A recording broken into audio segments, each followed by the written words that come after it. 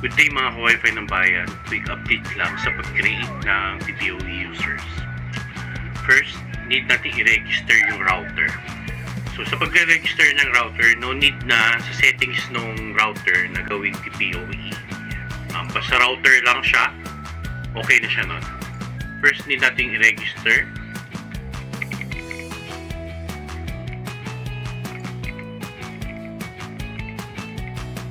And then, i-register din natin yung MAC address ng router natin.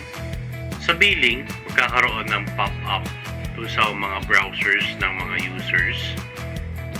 So, parang ino-notify niya kapag wala na siyang internet. Sa auto turn off, magkakaroon pa rin ng pop-up to sa browser.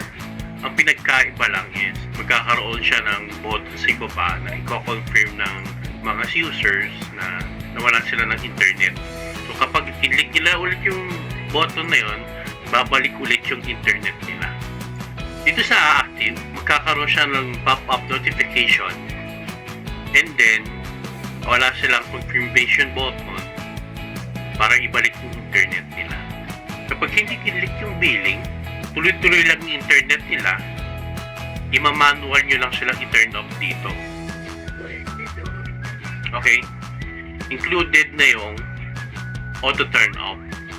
Then, kapag active ang billing, kapag December is paid na ang user, i-click nyo lang siya rito. Or check nyo lang siya rito. And then, hindi na siya mabibigyan ng notification. Alright?